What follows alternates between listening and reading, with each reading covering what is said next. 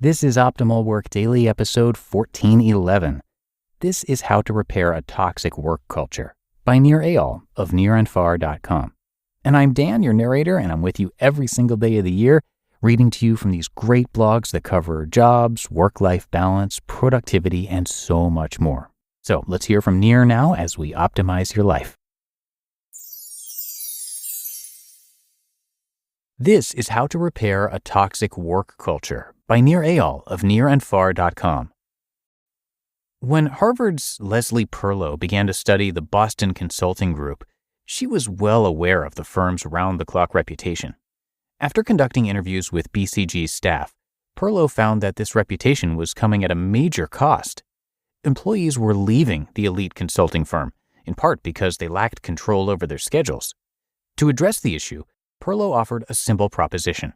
If everyone who worked at BCG hated the always-on lifestyle, why not try to give consultants at least a single predictable night off a week? This would give people time away from phone calls and email notifications and allow them to make plans without the fear of being pulled back into work. Perlow ran the idea by George Martin, the managing partner of BCG's Boston office. He told her to keep her hands off his team. He gave her permission to wander around the office and look for another partner who might be willing. Perlow found a young partner named Doug, who had 2 small children at home and a third on the way. Doug was struggling to balance his own work life and agreed to let his team serve as guinea pigs in Perlow's experiment. Starting with Doug and the people he managed, Perlow began to study how the team found a way to let everyone unplug from the job. First, Perlow confirmed that 1 night off per week was a universally desired goal for everyone on the team. After hearing a resounding yes, the team was left to figure out exactly how they would achieve that goal. The team met regularly to discuss roadblocks that were preventing them from achieving the 1 night off mission and came up with practices they need to incorporate to make it happen. For years, BCG consultants had heard countless reasons why they had to be accessible at all hours. We're in the service business. We work across time zones. And what if a client needs us? Were common responses. However, once they had an opportunity to openly discuss the problem, Doug's team discovered there were many simple solutions. A common workplace dilemma, often dismissed as the way things had to be, could be addressed if people had a safe space to talk about the issue. The meetings yielded far greater benefits than Perlow had expected. Participants began to address topics well beyond how to disconnect for 1 night a week. In Perlow's words, discussing predictable time off made it okay for people to speak openly, which was a big deal. There was no taboo, one consultant said. You could talk about anything.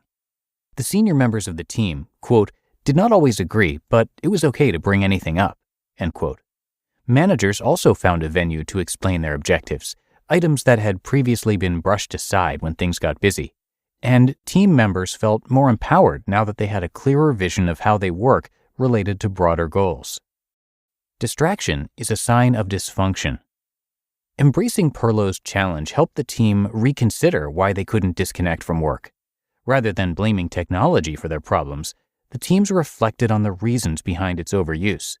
What began as a challenge to find a way to let members of one team disconnect 1 night per week profoundly changed the working culture at BCG. Today, teams throughout the firm, including George Martin's Boston office, conduct regular meetings to ensure everyone has time to disconnect. More importantly, these meetings create a safe space for dialogue about all sorts of issues, increasing employees' sense of control and improving job satisfaction and staff retention. The secret to great workplace culture. Companies often confuse the disease of bad culture with symptoms like tech overuse and high employee turnover. Treating these symptoms often involves examining and addressing how teams work together. Google recently set out to understand the drivers of employee retention and positive team outcomes. The search giant announced the results of a 2-year study to understand, once and for all, the answer to the question, what makes a Google team effective? Heading into the study, the research team was fairly confident of what they would find, that teams are most effective when they are composed of great people.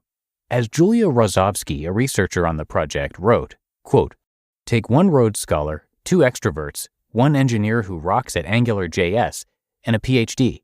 Voila, dream team assembled, right? We were dead wrong, end quote. What did they actually discover? The individuals on a team matter less than how those team members interact, structure their work, and view their contributions. The antidote to a toxic work culture. The researchers found, quote, 5 key dynamics that set successful teams apart, end quote, including dependability, structure and clarity, meaning, and impact. However, Rozovsky said, far and away the most important of the 5 dynamics we found, the underpinning of the other 4, was something called psychological safety. Rozovsky continued, quote, individuals on teams with higher psychological safety are less likely to leave Google. They're more likely to harness the power of diverse ideas from their teammates. They bring in more revenue, and they're rated as effective twice as often by executives, end quote.